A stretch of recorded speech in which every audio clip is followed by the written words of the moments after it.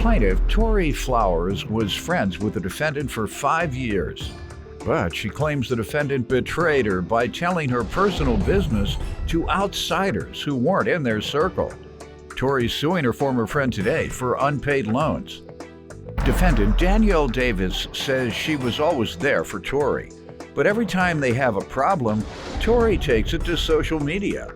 Danielle's countersuing Tori for harassment. Start with you. Well, for one, me and Danielle have been friends for about 5 years now. Over the course of 5 years, she's lived with me at times. I've lived with her, separate situations. But over the course of 5 years, she's proven to be a good friend, but then also proven to not be a good friend. It's times that she's stabbed me in the back, told a bunch of personal business to like outsiders who's like not within our circle. I mean, it's times where she then tried to talk to guys that I was dating. It's things like that. But what's the upside of being her friend? The upside of the upside of being her friend was that she would be there for me when I needed her to. Like emotional support. Just overall, that was the upside. She would give you emotional support after she hurt you emotionally. It'll be up and down, Judge. Honestly, it was like it'll be one minute we like super close, okay. And next minute she crossed. And next minute it's all right. Yes. Let me hear from you about the friendship. We have been friends. We were friends for about five years. I'll be thinking you're drunk if you lean down. Sorry. Never crossed her by talking to any guy she's ever talked with. Don't understand that part. As far as being there for her, yes, I've been there for her throughout the friendship. You name it, I've done it. I was there.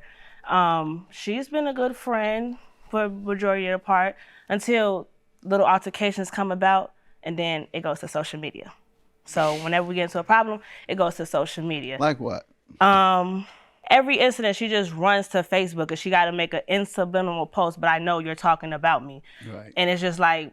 You're the only person that fit that set of facts. Exactly. Like, who else you talking about? I'm not slow. Then on top of that... What people don't understand is that if a judge or a jury believes that as well, and that's pretty typical. Okay. You put something, you say something, and just because you don't use the person's name, you think the judge or the jury is going to say, well, no, because the name wasn't on there.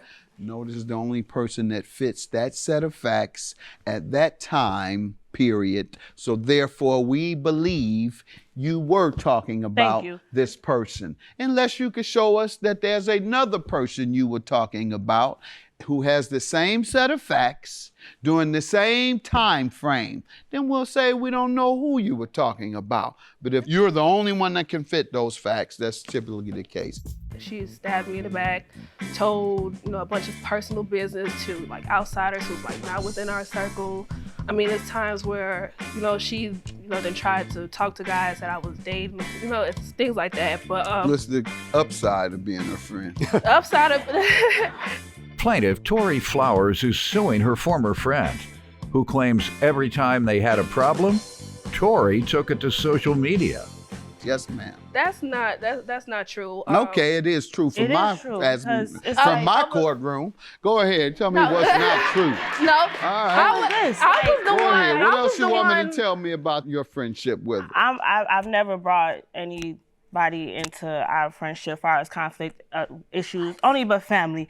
I don't know who this girl is sitting with her. She barely even know me, so. Who has these, because your counterclaim is for harassment, and I suppose because she went on Facebook and made a Facebook post about me on Facebook. After the fact, the point is that I've called her multiple times, Judge, tried to talk to her, and I'm the one that was always telling her, don't go to Facebook and stuff. It's very rarely that I go to Facebook about stuff because she does it first. And honestly, it's so many times me and her had personal conversations about if you feeling some kind of way about me, don't go talk about me to the next person. Come to me about it. And it's multiple times we didn't have conversations about her. Who is Johnson? Oh, I don't. That's somebody else's status. Her status is highlighted. That's what she put on Facebook. Everybody, baby mama got their A beat by their baby daddy before. I don't know why they put it. And the only reason I don't know why they. I don't know about that. That's some whole stuff. And the only reason that status was made, Judge, I called, and it was so for she talked to this girl on the phone. Run me out the country. I don't know. She talked But ain't to. nowhere to go. They got internet everywhere now. So She talked to our friend. This is our mutual friend, which we've both known for multiple come on, years. stand up, ma'am. And then she we're had gonna a get right to the loan. State your name. Joanne. What do you want to tell me? Okay, so basically I am a part of their friendship, but how the friendship started was with her. Me and her had an altercation because she is a backstabber. She knew knowingly, like she knows me. She put my baby daddy's car in her name and continued to hang out with me. And then they got into an altercation. And she This wasn't you to put everybody baby mama got that's not by their baby daddy. And and her and my baby daddy got into an altercation, and that's when she wanted to befriend me and come to me and tell me like, oh well, this and that. All And said, Thank you very Judge, much. I never befriended her. She thought I was freaking her care baby daddy. Less about any of this mess. but no, as far as the money and stuff. She'll tell me about that. Okay. Have a seat.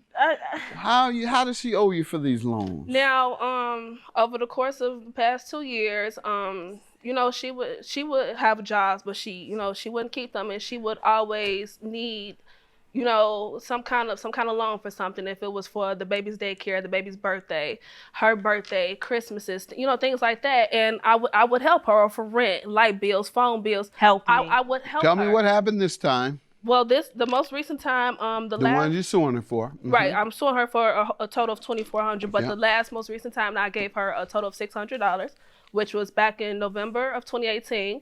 Now, and that I have text messages of, you know, and she was November 600. So we have 1,800 more to go. okay. So Or I got the date. Yeah. Okay, so April of 2017, I loaned her $200. August of 2017, I gave her a total of $700, and that was for her rent, and that was also for her child's daycare and her phone bill.